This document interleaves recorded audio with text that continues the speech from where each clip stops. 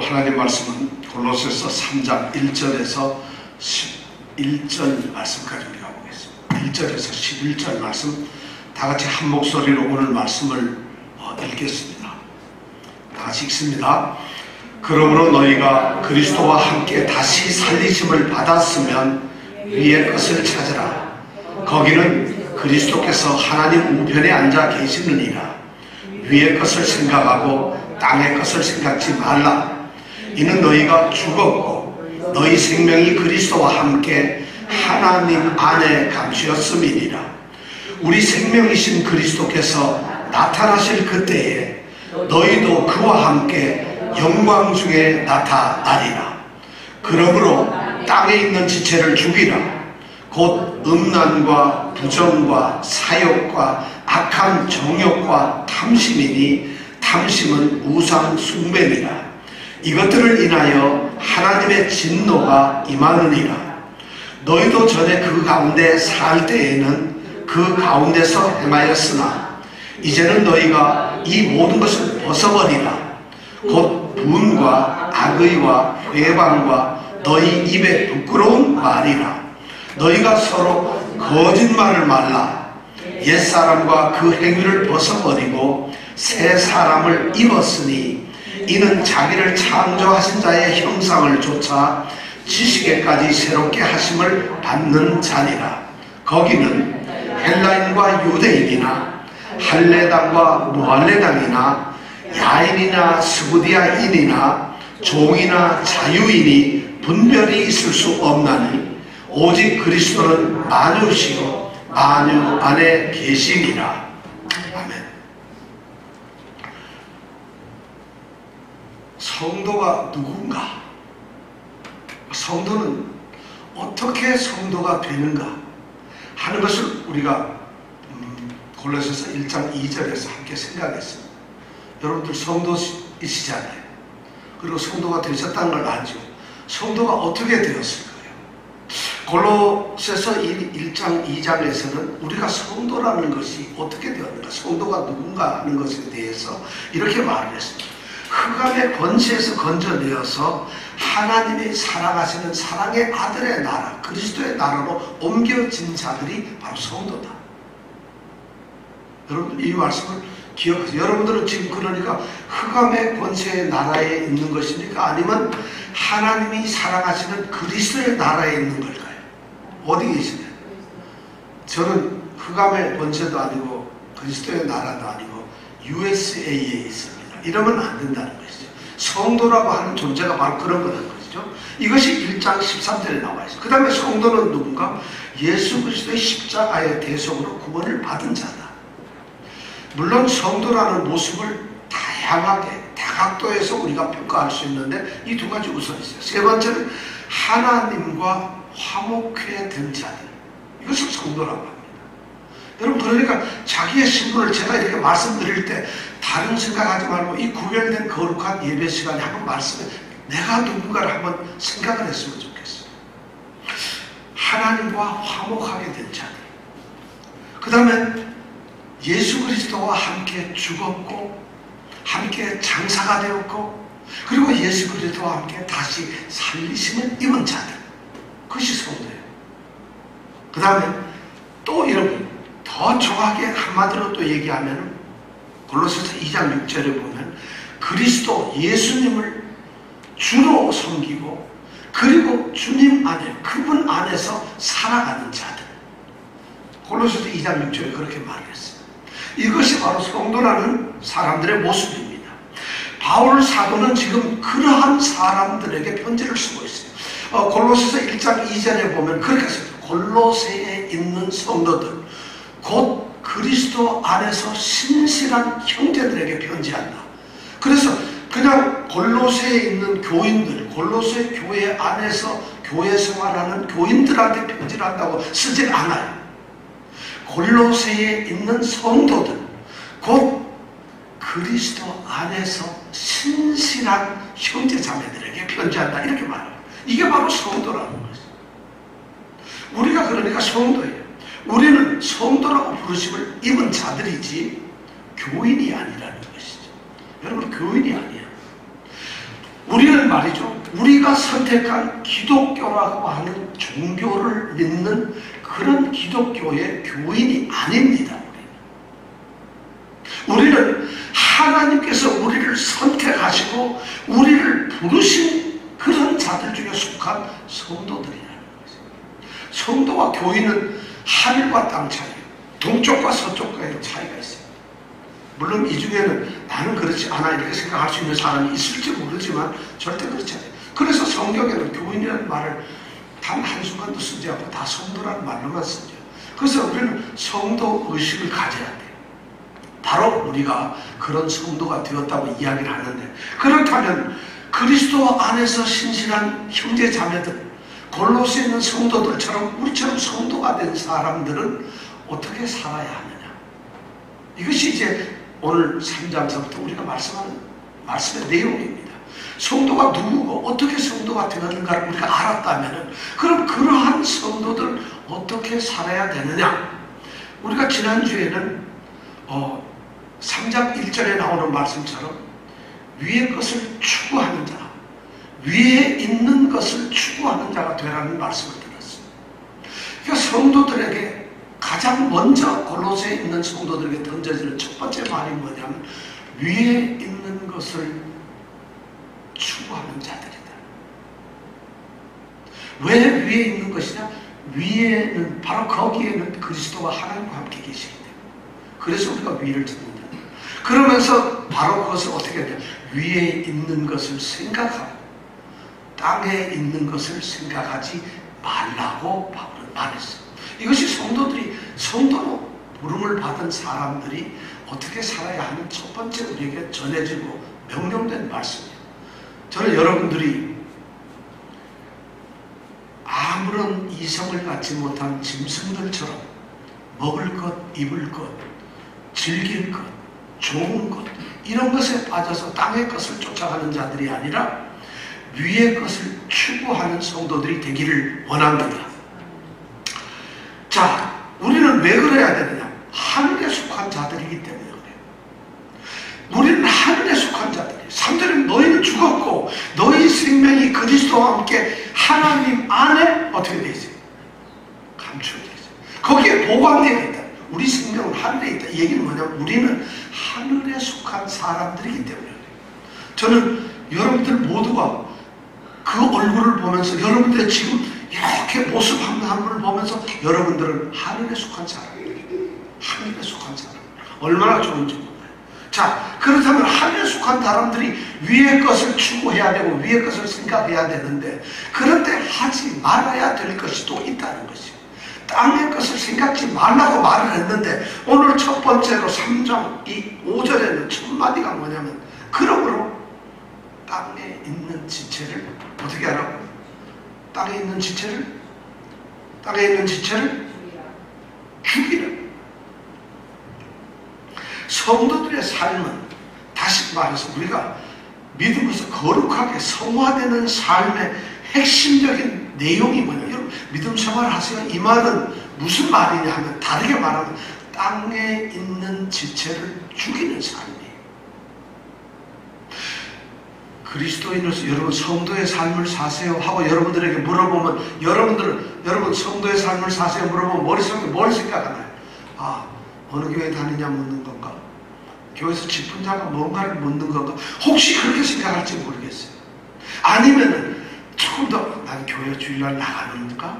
아니면 교회에서 어느 교회를 나가서 예배를 드리는 건가? 그런 사람인가? 혹시 세례 받았는가? 이런 사람으로 생각할지 모르겠는데, 성도로서 살아가는 삶이 거기서 부정적으로 하지 말아야 될 것을 이야기하면서, 성도로 살아가는 사람들은 어떤 사람이냐? 땅에 있는 지체를 죽이는 사람들. 이렇게 말을 하니까 갑자기 어려워져요. 무슨 말인가 이게? 그럼 제가 보기에는 이 기본적인 성도라고 하는 사람이 어떻게 살아야 하는가, 땅에 있는 지체를 죽이는 삶이라는 이런 개념이 우리에게 없어요. 믿음 안에. 그걸 모르고 성도로서 신앙생활하는 사람들이 거의 다예요. 그러니까 성도가 성도답지 않아요. 그런데 오늘 말씀 가운데서 성도답지 않은 사람은 도대체 어떻게 될까 하는 말씀도 오늘 나옵니다. 그러니까 오늘 말씀 굉장히 중요한 말씀이라고 저는 생각해요. 자, 그러면 우리가 이렇게 써요. 2절에 보면 이는 너희가 죽었고 해서 죽었다고 하는데, 근데 뭘 또 죽여요? 죽었는데 뭘 죽이라니까 이게 무슨 말일까요? 너희는 죽었고 해서 너희가 죽었다 그러면 땅에 있는 우리 몸이 어떻게 죽었다는 얘기 아니겠어요? 근데 뭘 죽이라는 것이다. 성경 말씀이 이래서 참 어려운 것 같기도 해요. 그래서 이런 말씀을 가만히 살펴보면 땅에 있는 지체를 죽이라는 이 말은, 그 죽이라는 말이 땅에 있는 지체를 죽이라는 거예요. 그럼 너희가 죽었다는 이 말과 죽이라는 말 사이의 차이가 뭐냐면, 우리가 죽었다는 이 말 속에는 이런 말이 있어요. 그 너희가 죽었다, 우리가 죽었다, 그리스도의 성도들은 다 죽은 존재다, 이런 말을 할 때 죽었다는 말은 누가 죽었는가 하면은 아담의 혈통을 받고, 다시 말해서 인간으로서 육적인 혈통을 바꿔서 태어난 인간으로서의 성도는 다 죽었다는 것이에요. 다시 말해서 죄와 범죄와 정욕과 사탄의 지배 아래서 살던 죄성을 가졌던 그런 옛사람은 죽었다는 것이에요. 그것이 바로 너희는 죽었다는 거예요. 그러니까 우리 성도는 분명히 죽은 존재가 있어요. 누가 죽었어요? 성도에게는. 성도는 누가 죽은 거죠? 옛사람이 죽었다. 옛날 죄에 끌려다니고 죄를 짓고 죄 안에서 범죄하면서 죄를 즐기고, 그리고 그렇게 살아가던 옛사람들, 옛사람, 성경을 옛사람, 그런 죄성에 가득 찼던 옛사람, 그런 내가 죽었다는 것이죠. 그럼 성도는 죽었는데 그래도 살아있어요. 바로 그 살아있는 게 뭐냐면, 그러한 옛 성도는 옛 사람은 죽었지만 우리 몸은 살았다. 그러니까 사람을 이렇게 나누는 것이에요. 그 사람을 지배하던 죄성과 같은 그런 성품, 옛 사람의 생각, 사고방식, 그 사람이 살아가던 삶의 방법, 그 사람이 추구하던 모든 것, 그런 옛 사람의 그런 자아는 죽어버렸지만 그런 옛 사람이 담고 있던 몸은 살아있다. 우리 몸, 바로 이것이 땅에 있는 지체다. 왜냐하면 우리 옛사람이 죽으면 우리에게는 새로운 생명이 왔잖아요. 주님께서는 우리를 함께 살리셔서 예수 그리스도의 생명, 예수의 생명을 우리에게 주셔서 우리는 새로운 생명을 가졌어요. 옛사람은 죽어버리고 새 생명으로 온 새 사람이 우리에게 살아있다는 거죠. 그러니까 옛사람은 죽어서 그리스도와 함께 십자가에 죽어버린 것이고, 우리의 새로운 생명은 그리스도와 함께 하나님 안에 감추어져 있지만 그 새롭게 된 새로운 생명이 여전히 이 땅에 살고 있는 우리 몸과 함께 새로운 생명이 왔다. 그러니까 우리는 새 사람으로서 지금 살아가고 있어요. 어제까지는 우리의 몸이 예수를 믿기 전에, 예수님과 함께 십자가에 죽기 전에는 우리의 몸이 옛사람과 함께 결탁되어서 살았는데, 과거에는 그랬는데, 지금은 우리의 몸이 누구와 함께 산다? 새로운 사람, 새 사람과 살고 있다. 그리스도인들은 몸은 하나예요. 근데 옛날에는 죄성에 가까웠던, 죄 가운데 살던 그런 옛사람이었어요. 그러면서도 몸을 가지고 살았어요. 근데 그 옛사람이라고 하는 죄성이 싹 빠지고 나서는 몸 안에 새로운 사람이 들어왔다. 바로 우리가 새로운 존재가 되었다는 것이에요. 근데 여기에 중요한 것은 우리의 몸은 옛날이나 오늘이나 영원한 거예요. 동일한, 이 세상에 있는 동안은 똑같단 말이에요. 죄성을 가졌을 때도 몸이고,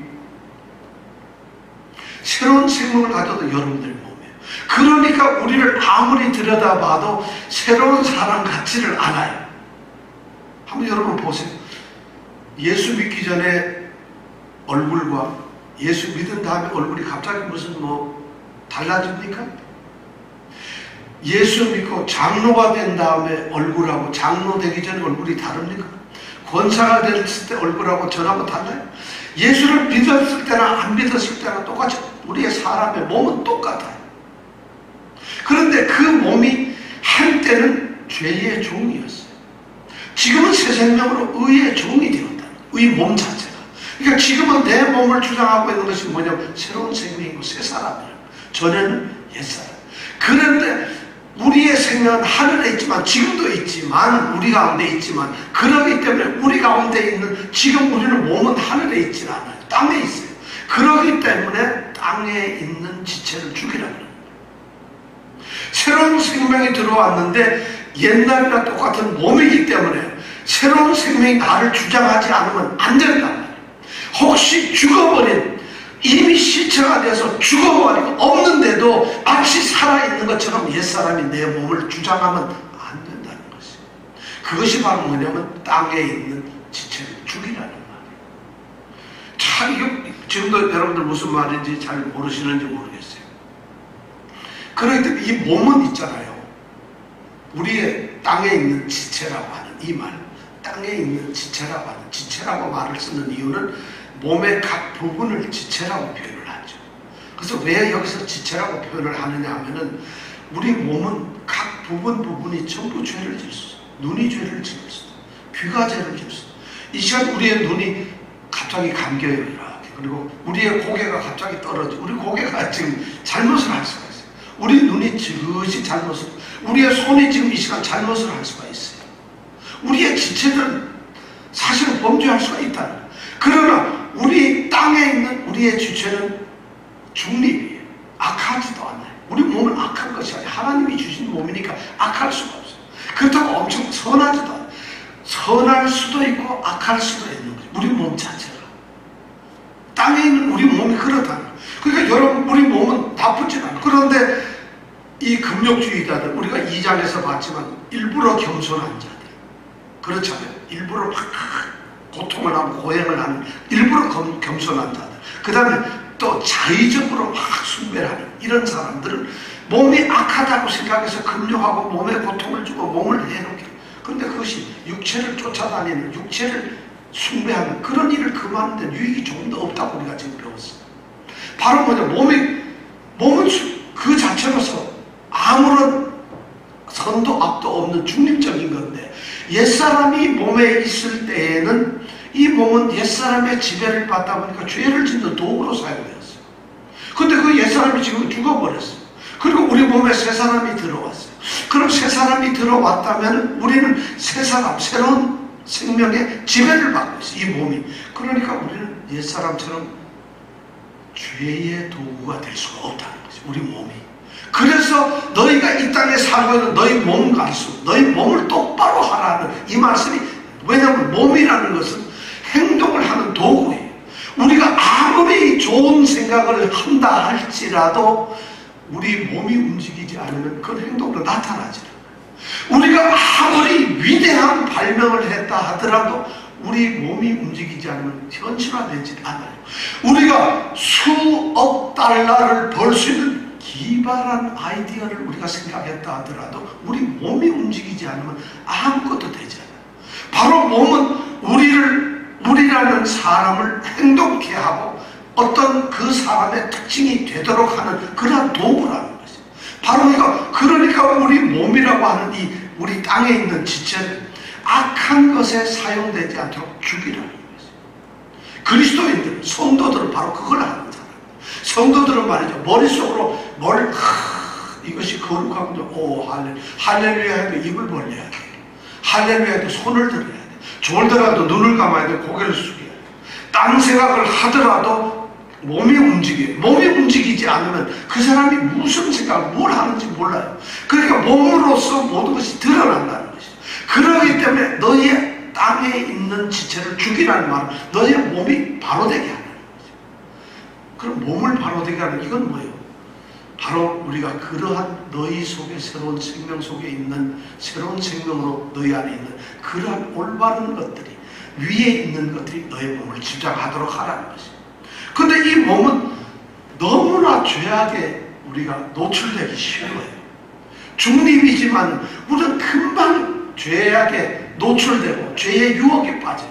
이 몸이 그렇게 선한 일을 하는 데는 굉장히 힘들어요. 악한 것이 아닌데 근본적으로 하나님은 흙에서 만들고 연약한 존재로 만들었기 때문에 이 몸 자체가 새로운 생명에 지배받아서 변화되는 것보다는 과거 타성에 젖어서 옛사람의 지배받는 그런 형태, 죄악된 행동하기가 더 쉽다는 것이에요.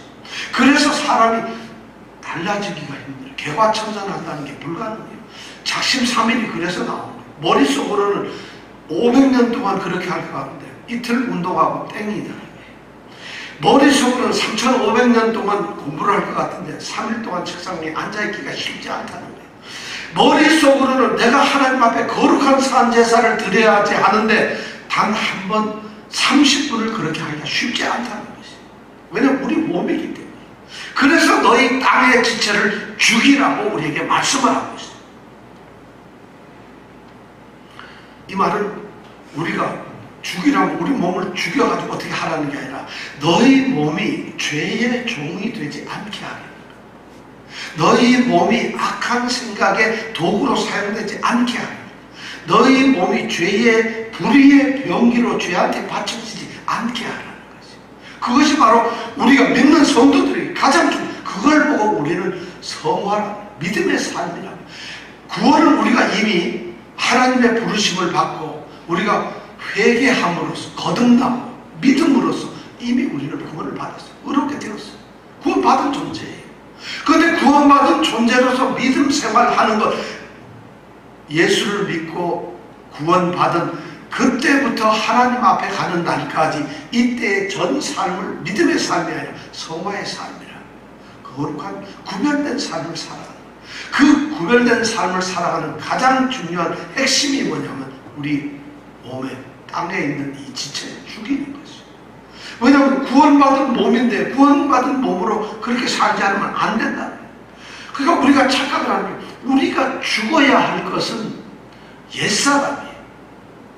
몸이 죽는 것이 아니에요. 몸이 죽으면 우리는 사망신고예요. 그냥 다 버리는 거예요. 몸은 죽질 않았는데 우리의 옛사람이죠. 죽는 것은 옛사람이 죽은 거예요. 우리가 죽어야 하는 것이 옛사람이지 죽을 자를 또 죽일 수는 없잖아요.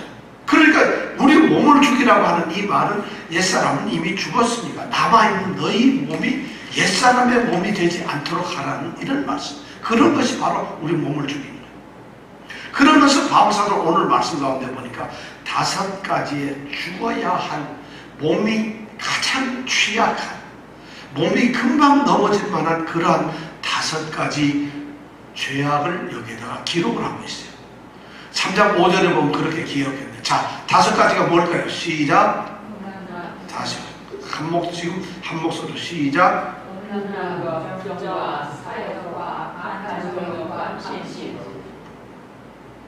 뭐라고 되어 있어요? 음란과 부정과 사욕과 악한 정욕과 탐심. 이것은 하나님이 기뻐하시지 않는 것입니다. 이것은 연약한 우리 땅에 있는 지체들이 금방 쉽게 넘어질 수 있는 아주 범하기 쉬운 것입니다. 근데 육체가 빠지기 쉬운 이 죄악들을 가만히 보면 3가지 정도로 나눠서 먼저 성적인 문제가 있어요. 몸이니까 성적인 부도덕. 성도에게 성적인 부도덕이 나올 수가 있어요. 바로 음란과 부정이라고 하는 말이 그런 말이겠죠.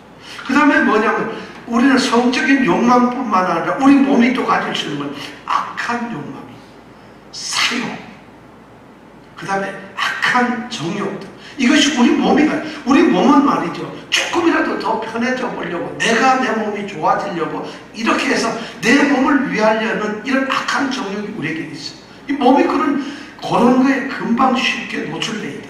그리고 마지막으로 어떤 게 있느냐면 바로 탐심이에요. 더 많이 가지려고 하고, 더 높이 가려고 하고, 더 크게 되려고 하고, 더 넓어지려고 하고, 더 많아지려고 하는 이런 탐심이라는 게. 이것이 바로 몸이 넘어지기 쉬운 본능적으로 몸이 가지고 있는 가장 취약한 정죄. 몸이 그렇다고 해서 항상 탐심을 가지고 있는 건 아니에요. 몸이라는 것이 거기에 약하다는 것이에요. 바로 이러한 것들이 있어요. 육체가 빠지려는 성적인 욕망, 악한 욕망, 그리고 더 소유하고 싶은 소유의 욕망. 이것이 바로 우리 몸이 갖는 이 5가지로 그렇게 얘기를 하고 있다. 유대인들은 그렇게 생각했어요. 이방인들이 있잖아요. 유대인들은 이방인들을 보고 이방인들이 죄를 저지르고 죄악을 범죄하고 죄악을 저지르는 그 뿌리에 뭐가 있느냐? 우상숭배 때문에 그렇다. 그 유대인들 생각에 그들은 어떤 생각이냐면 저들이 하나님이 없기 때문에 죄악, 그 뿌리가 하나님이 없기 때문에 죄를 짓는다, 이런 생각을 했어요. 그래서 바로 뭐냐면 오늘 여기에서 말하면 바로 우상숭배가, 이거 탐심은 우상숭배라 했는데 실제로 탐심만 우상숭배가 아니라 이 5가지 전부 다가 우상 숭배라고 하는 전제를 깔고 있어요. 왜냐하면 이교도들은 모든 죄를, 하나님이 없는 자들은 죄를 저지르는데 이유는 딱 하나님을 숭배하지 않고 우상을 숭배합니다. 우상 숭배를 한 자는 특별히 성적인 욕망을 가지고 악한 정욕을 가지고 있고 탐심을 갖게 된다. 우상 숭배가 바로 성적 타락을 가지고 악한 이 생각을 갖게 하고 욕심, 탐욕을 갖게 한다는 거예요. 탐심을 갖게 한다는 거죠. 실제로 그들은 그렇게 생각해요. 하나님을 섬겨야 되는, 하나님이 계셔야 할 우리의 숭배자, 우리가 섬겨야 할 그 자리, 하나님이 계셔야 하는데 이방인들은 그 하나님 자리에 다른 걸 모았다. 자기들이 만들어 놓은 신도 모았고 자기들이 만들어 놓은 어떤 물질, 명예들, 권력들, 그리고 자신들이 좋아하는 것들을 잔뜩 하나님의 자리에 놓았어. 그리고 그걸 섬기는 거예요. 그걸 섬기다가 보니까 자연히 그들 사람들에게는 탐심도 생기고 악한 욕심도 생기고, 그러니까 모든 이런 죄악들의 근본 우상숭배였다. 바로 그런 의미였어요. 실제로 이방인들이 지금 골로새뿐만 아니라 골로새 인근에 있는 에베소라든가 뭐 라오디게아라든가 뭐 아니면은 버가모라든가 뭐 이런 이 골로새 인근에 있는 그 소위 소아시아 지방에 모두 다는 우상을 숭배하는 곳이었어요. 우상을 숭배해서 다른 신을 섬겨요. 자기들, 에베소 같으면 아뎀이라고 하는 여신을 섬겨요. 그런데 그 여신을 섬기는데 그들이 여신을 섬기는 우상 숭배를 하는 그 신전에서 하는 제사 행위가 뭐냐면 음란이에요. 여신을 섬기는 여자 사제들이 많게는 1000명, 2000명 있어요. 그게 뭐냐면 매음을 하는 것이에요. 그들이 뭘 하느냐? 몸을 파는 것이에요. 신전에 제사를 드리러 온 사람들이 신전을 섬기는 여인들과 몸을 합치면은 제사를 잘 드렸다는 잘못된 이 우상숭배 정신이 있어요. 그래서 그들이 음란한 짓을 해요. 사욕을 졌어요. 부정한 행동을 해요. 그래서 지금 바울 사도는 골로새뿐만 아니라 거기에 있는 에베소 교회들도 갈라디아 교회에도 전부 다 얘기하는 건 그런 얘기를 하고 있어요. 우상숭배하는 그 모습을 너무 잘 봤어요. 가보는, 왜냐면 본인이 복음을 전하는 그 교회들의 그 사람들 모습을 봤을 때 그들이 그런 모습으로 살고 있어요. 신전에 가서, 아덴의 신전에 가보면 온통 하는 것이 전부 다 그런 짓을 하고 있어요. 그러니까 바울 사도는 우상 숭배하지 말라는 이 말을 또 다른 말로서 너희들이 음란과 부정과 이런 말로서 사욕이나 이런 말로서 말을 바꿔서 얘기를 합니다. 하나님을 섬기라. 이것이 바로 땅에 있는 지체를 숨길 때 다른 것을 섬겨서는 안 된다는 것을 우리에게 얘기하고 있어요. 이것은 뭐냐? 위의 것을 찾지 않고 땅의 것들이죠. 자기의 몸이 기뻐하는 것, 몸이 하고 싶어하는 것, 몸이 즐거워하는 것, 몸이 유익하게, 몸에 채워져야 하는 것, 몸에 뭔가 더 있어야 할 것, 이런 것들이 오늘 우리가 웨스트민스터 그거 데어리 문답을 우리가 같이 읽었는데 거기에 나온 보면 전부 다 그런 것들이에요. 바로 그래서 땅에 있는 지체를 죽이라는 것이죠. 땅에 있는 지체를 죽이라. 우리 몸을 죽여라. 자, 그럼 여러분들 굉장히 궁금한 게 있어요. 여러분 땅에 있는 여러분의 몸을 혹시 죽일 수 있나요? 우리가 많은 성도들, 우리 교회에 있는 사람들이 전부 실족해서 넘어져요. 거의가 넘어집니다. 전부 실패, 전부 좌절해. 땅에 있는 지체를 죽이라고 그러는데 죽이지 못해요. 우리 가운데서 그 선뜻 죽이는 사람들이 없어요. 왜 못 죽일까요? 여러분, 왜 땅에 여러분의 육체의 소욕을 왜 못 죽입니까? 이유가 뭘까요? 죽이라고 분명히 얘기하는데 우리는 못 죽여요. 그리고 성도이면서도 심각한 범죄에 빠지고 성도이면서도 하나님이 기뻐하시지 않는 죄에 빠져요. 왜 그럴까요? 우리에게 좋은 핑계가 있어요. 우리 인간은 죄성을 가지고 태어났잖아. 타고난 우리에게 죄성이 있어. 근데 우리 죄성을 이길 수 있고 우리 없어. 우리 더군다나 우리 몸은 연약하거든. 우리 몸은 연약하고 우리는 죄성을 타고났기 때문에 그 죄성을 가지고 있기 때문에 죄성의 영향 아래서 있는 우리 인간들은 어쩔 수 없죠. 불가피하게 죄를 저질 수밖에 없는 거예요. 그래서 우리는 육체를 죽일 수가 없는 거예요. 라고 성경적인 것처럼 하고 핑계를 댑니다. 그게 그것도 가짜다. 우리에게 가장 심각한 것이 그것이 잘못됐다. 많은 사람들이 그렇게 얘기해요. 내가 육신이 연약했어요. 우리가 죄성이 있잖아요. 내가 주님을 날마다 내가 죄성을 죽여달라고 얘기합니다. 그런 엉뚱한 얘기는 있을 수가 없어요. 우리의 죄성은 죽였어. 그리스도와 함께 옛사람이 생각하던 우리의 죄성이 지배하던 그 옛자아는 죽어버렸어요. 이미. 우리는 몸만 남아있는데 새로운 생명이 들어와 있는 존재예요.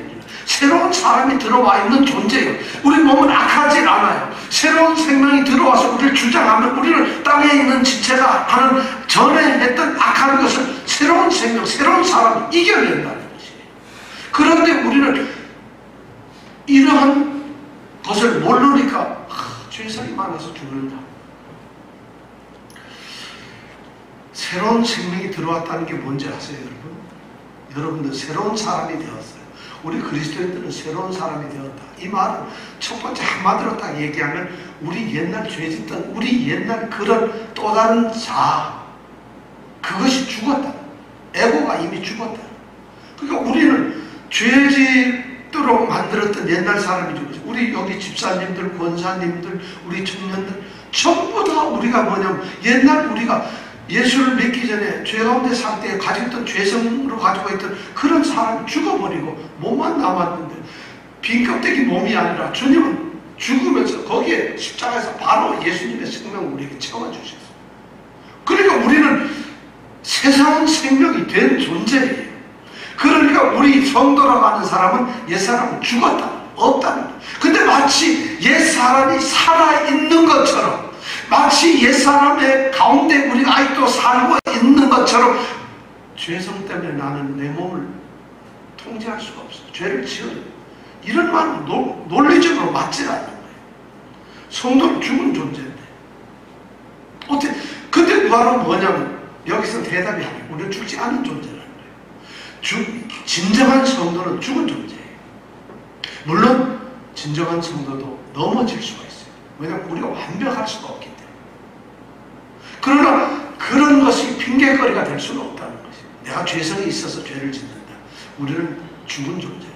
첫 번째, 우리가 새 사람이다. 이 말은 옛사람은 죽었구나. 우리는 완전히 새로 된 사람. 우리 몸 자체가 완전히 지금 새로운 것으로 채워져가지고 새로운 도구가 됐는데 김장철 지났는데 2달, 석 달 지났는데도 그때 또 김장하는 거랑 똑같아요. 우리가 연탄 가게에 안 있는데도 연탄을 계속 가루로 넣는 거랑 똑같다는 거예요. 있을 수가 없어요. 새 사람이 되었다는 건 옛 사람이 죽었고 새로운 사람이 되었다는 것을 말하는 것이죠. 완전하게. 조금이 아니라 완전하게. 왜냐하면 그렇지 않으면 그리스도의 죽음이 완전한 게 안 되거든요. 우리는 완전하게 죽었어요. 자, 또 새 사람이 되었다는 건 뭐냐면 여러분 이 말을 잘 해요. 새 사람이 되었다는 것은 우리가 좀 도덕적으로 또는 인격적으로, 윤리적으로 좀 착하고 선한 사람이 되었다. 이런 말이 아니에요. 여러분, 새 사람이 되었다 해도 그런 말이 아니에요. 그럼 새 사람이라는 것은 무슨 말이냐면 새 사람이라는 것은 이런 거예요.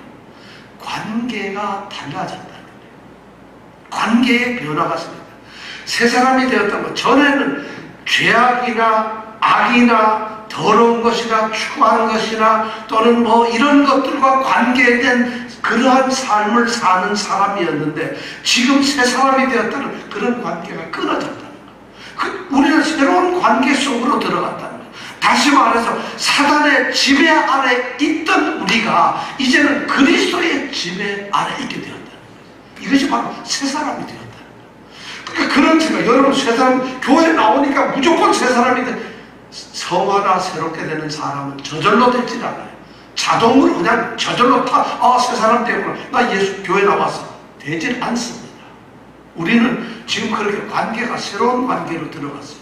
우리는 그 모습 그대로지만 우리를 지배하던 관계가 새롭게 됐어요. 다시 말해서 우리 위치가 달라졌어요.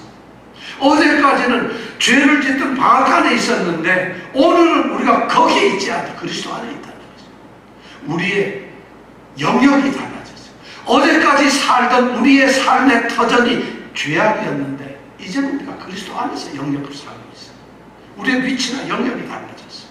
더 중요한 건 우리의 소속이 달라요. 관계가 소속이 달라요. 어제까지는 우리는 사탄에게 소속된 세상에 세속적인 삶을 사는 세상에 소속된 사람이었어. 이제는 우리가 그리스도 나라에 소속된 사람들이라는 거예요. 이것이 바로 새로운 생명이고 새 사람이라는 말이에요. 그래서 갈라디아서 2장 20절에 너가 그리스도와 함께 십자가에 못 박혔으니 그런즉 이제 내가 사는 것이 아니요 내 안에 계신 그리스도가 사는 거예요. 내가 이제 육체 가운데 사는 것은 내가 몸에 살고 있어. 육체로 몸으로 살고 있어요. 바울사도가 그랬고 우리가 무슨 갑자기 신령한 영으로 사는 게 아니에요. 몸으로 그냥 살고 있어요. 몸으로 살고 있지만 사단, 어둠, 죄악 이런 것들의 지배 영역 속에서 살고 있는 것이 아니라는 것이에요. 우리는 지금 그리스도의 지배 아래서 살고 있는 사람들이라는 것이 육체를 가지고 살고 있지만 그래서 죄의 유혹을 받지만은 죄의 노예는 될 수가 없어요. 그런 사람. 우리는 죄 가운데 있지만은 죄에게 정복되지는 않아요. 왜냐하면 우리는 새로운 사람들이니까.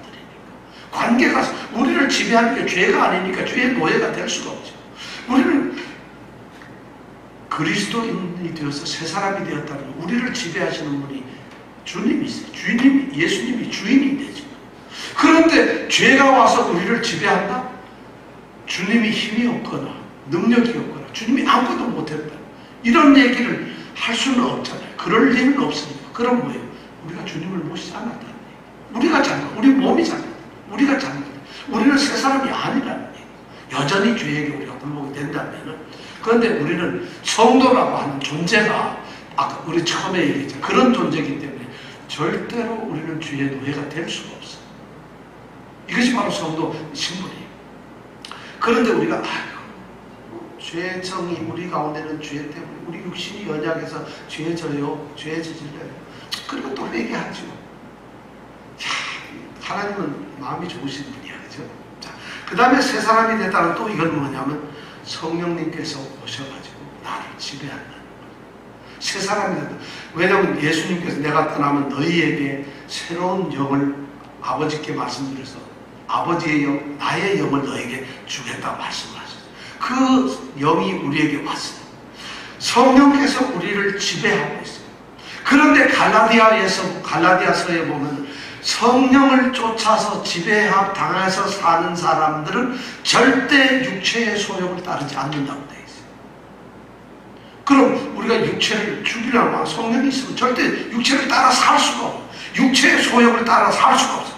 왜냐하면 성령님은 육체의 일을 잘 아세요. 갈라디아서 5장에 나옵니다. 성령은 육체의 일을 너무 잘 알아요. 육체도 성령의 일을 성령은 너무 잘 알아요. 이 둘이 대적을 하는데 성령이 내가 주인이라면 육체는 죽을 수밖에 없어요. 왜냐하면 성령은 이길 수밖에 없으니까. 그래서 성령께서는 육체의 일을 대적하고 승리를 하면서 우리로 하여금 육체, 우리가 땅에 있는 지체를 죽이도록 만들어주셨어요. 그게 바로 새 사람이 되었다는 거예요. 그러면서 성령의 열매를 갈라디아서 5장 21절 22절에 보면 성령의 열매를 얘기합니다. 성령의 열매가 몇 개죠? 2개? 1개? 성령의 열매는 9개잖아요. 성령의 열매 9개를 쭉 말하고 난 다음에 제일 끝에 말이 뭐라고 그랬어요? 이와 같은 것을 금지할 법이 없다는 거죠. 성령이 나 안에 있으면은 그것을 막을 수 있는, 소위 말해서 우리가 그냥 땅에 있는 지체가 또는 사탄의 권세, 죄의 권세가 그걸 막을 수가 없어요. 이길 수가 없다는 거예요. 성령께서 그런 사람을 보고 새 사람. 우리는 옛사람에게 죽은 사람이에요. 우리는 말이죠. 소속과 영역과 우리의 신분이 달라진 사람들이에요. 더 중요한 건 우리 안에 성령이 계십니다. 이것이 바로 새로운 사람이 되었다. 그러니까 육체를 죽일 수밖에 없어요. 그럼에도 불구하고 우리가 만약에 힘들다면 굉장히 중요한 우리에게 육체, 땅에 있는 지체를 죽일 수 있는 굉장한 동기와 아주 강한 어떤 이 위로를 주는 말이 있어요. 반드시 땅에 있는 지체를 죽이라고 권면을 하면서 하나님께서는 우리에게 하나님의 말씀 가운데서 굉장한 격려의 말씀을 주면서 반드시 죽이도록 우리의 마음속에 결단을 하도록 그러한 것을 우리에게 권면을 하고 있어요. 그러니까 이것은 성도들이 반드시 기억해야 될 것이에요. 자, 그렇게 거룩하게 삶을 살아야 하는데 이 거룩하게 사는 사람은 내가 가만히 예수 믿었기 때문에 어느 날 갑자기 뭐 제니처럼 뚝딱 해가지고 금방 내가 거룩한 존재가 딱 되는 것이 아니잖아요. 이건 내가 살아가는 것이. 저절로 되는 것이 아니에요. 예수 믿었다고 해서 어느 날 갑자기 뭐 달라지는 것이 아니에요. 그것은 나는 구원을 받은 존재로 신분의 변화는 있지만 그 신분의 변화로서 살아가는 건 누가 살아야 되느냐? 땅에 있는 지체를 가지고 내가 살아가야 돼요. 여러분, 우리가 어떻게 행동하느냐, 어떻게 사느냐가 너무 중요해요. 이것을 성화라고 해요. 빌립보서 2장 12절 13절 우리가 너무 잘 아는 거예요. 그러므로 나의 사랑하는 자들, 너희가 나 있을 때뿐 아니라 더욱 지금 나 없을 때도, 그 다음에 중요한 거예요. 항상 복종하여 두렵고 떨림으로 너희 구원을 이루어라. 항상 복종하고 그리고 두렵고 떨림으로 너희 구원을 이루어가라는 거죠. 구원을 이루어가라. 구원을 받았어. 우리는 예수 믿고 구원을 받았어. 그렇지만 영원한 마지막 구원까지는 우리는 구원을 이루어가야 하는 이 과정에 있는 사람들, 구원을 이루어가는 이 과정의 관계를 신학적 용어로 성화라고 해요. 거룩해져가는 삶을 삽니다. 우리가 바로 그런 존재로 살아가는 거예요. 그런데 그것을 우리 보고 이루라는 것이 어떻게 이룰 것이냐. 13절에 빌립보서 2장 12절 그렇게 이루라 해놓고 나서 13절에는 하나님이 또 말씀을 하세요. 너희 안에서 행하시는 이는 하나님이시다. 우리 안에서 그런 이루어가는 일을 행하시는 분이 누구냐? 하나님이시다. 근데 그 하나님이 어떻게 행하시느냐? 그 말씀에 보면 자기의 기쁘신 뜻을, 하나님은 우리가 구원받은 존재로 되는 거, 자녀가 된 걸 기뻐하죠. 자기의 기쁘신 뜻을 위하여 너희로 소원을 두고 행하게 하신다. 다시 말하면 행하시는 분, 우리 안에서 행하시는 분은 하나님인데, 그럼 하나님은 그것을 구원을 이루어가는 걸 어떻게 행하느냐? 자신의 기쁘신 뜻을 가지고 우리에게 소원을 둔다. 하나님이 이걸 기뻐하시고 이걸 기뻐하시고 그런 것을 우리로 하여금 소원을 갖게 하고, 그리고는 우리로 하여금 행하게 하신다. 우리의 몸으로 행하게 하신다는 거예요. 하나님이 구원을 이루어 가시는 분이지만 역사하시는 방법은 우리의 몸으로 움직여서 행동하도록 하신다는 것이죠.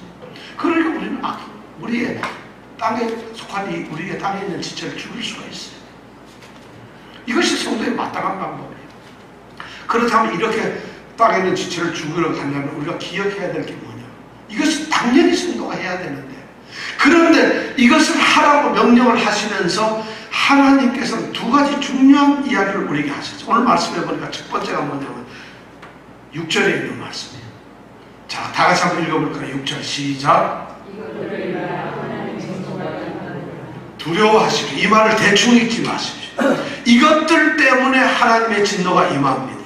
여러분, 이런 것들 때문에, 바로 이러한 땅에 있는 지체를 죽이지 못하는 그런 음란과 부정과 사욕과 악한 정욕, 탐심 같은 것들, 이런 땅의 지체들, 땅에 있는 지체들이 원하는 그런 일을 따라가는 이런 것들 때문에 하나님의 진노가 임한다는 것이에요.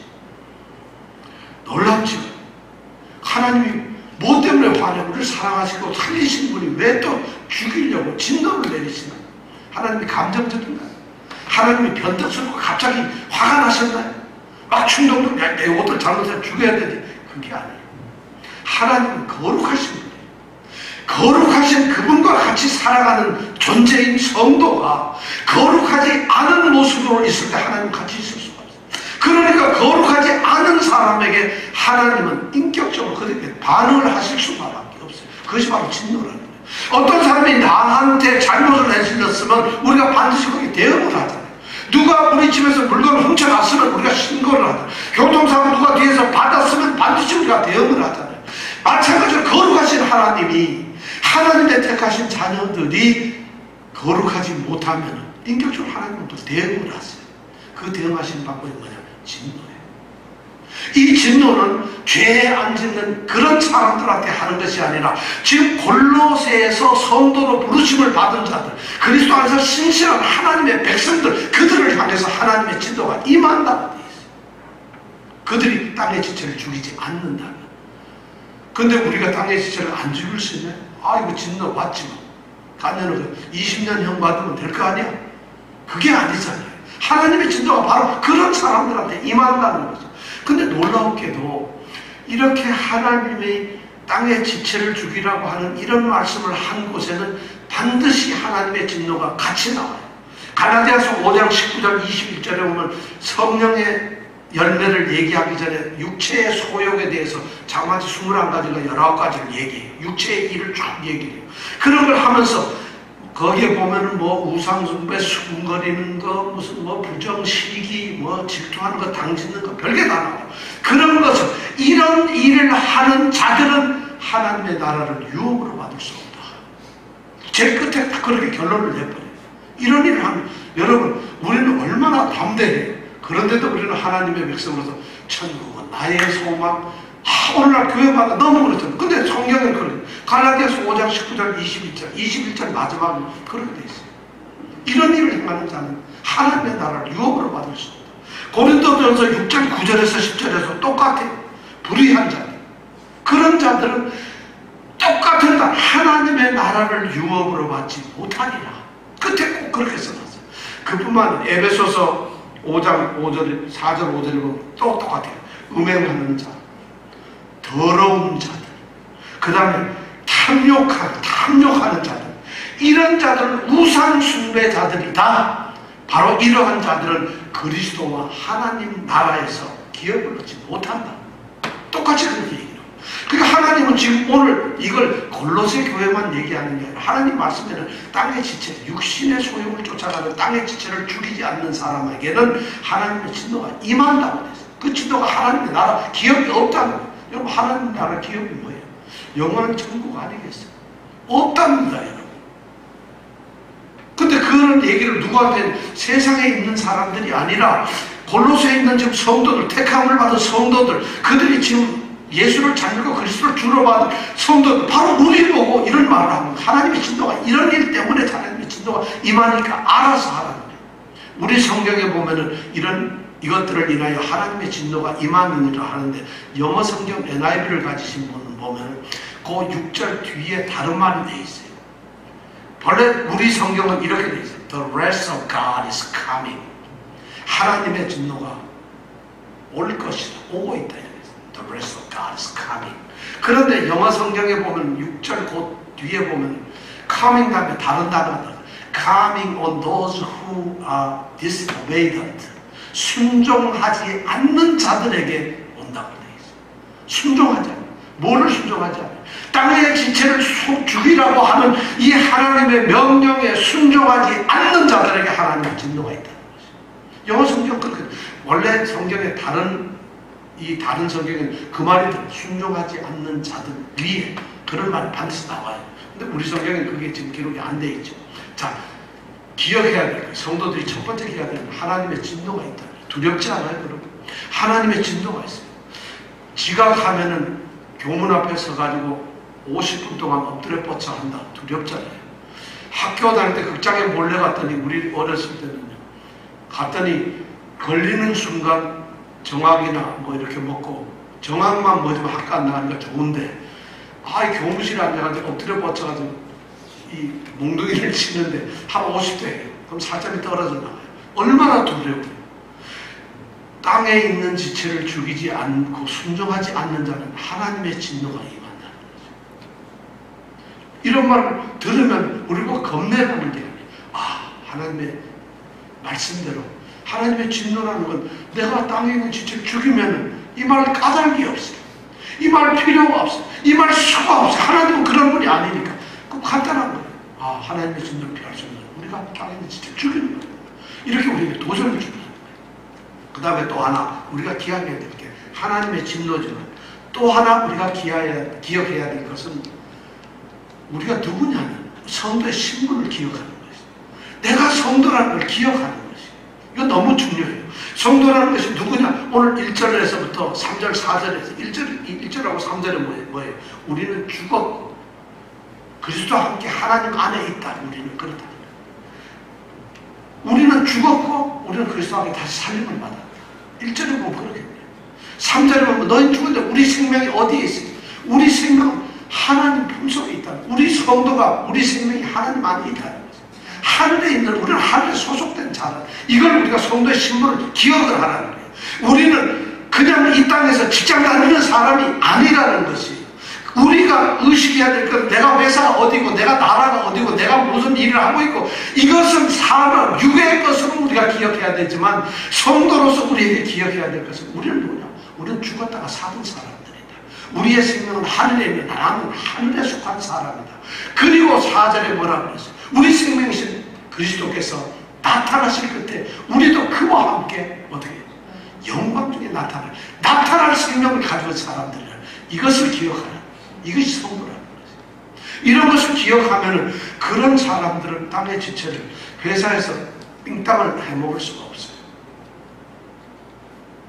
회사에서 눈어림으로 상전을 할 수가 없어요. 상전됐다고 그냥 티격태격하고 밑에 사람들을 막 할 수가 없어요. 가정에서도 다 할 수 없어요. 그들 이 뒤에 가보면 이제 3장 이제 이 밑으로 뒤에 가보면 말이죠. 19절서부터는 가정에서는 어떻게 해야 돼? 직장에서는 어떻게 해야 돼? 사회에서는 어떻게 해야 돼? 그것을 얘기하기 위해서 먼저 이 말을 하고 있는 것이에요. 자, 옛사람은 죽었어요. 여러분, 뭐 대중과 가요도 눈물도 한숨도 또 뭐예요? 뭐 사랑도 다 삼켜버리고 뭐 이런 노래 있잖아요. 우리 성도들은 옛사람의 성품으로서 성품도 생각도 목적도 생활 방식도 우리가 생각하던 스타일도 모든 것이 다 죽어버렸어요.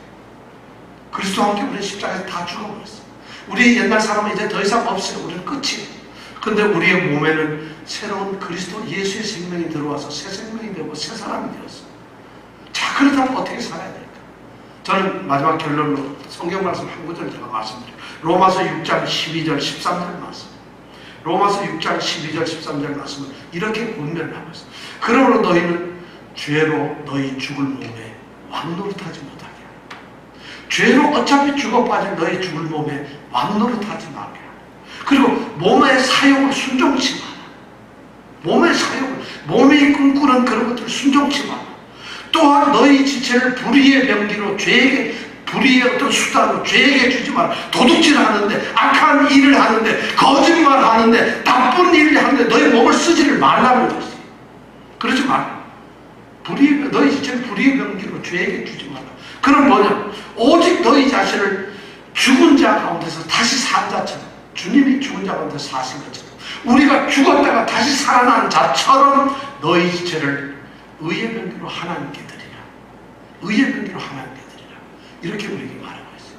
우리가 땅에 있는 지체를 죽이는 성도가 된다는 것은 바로 이런 성도들이에요.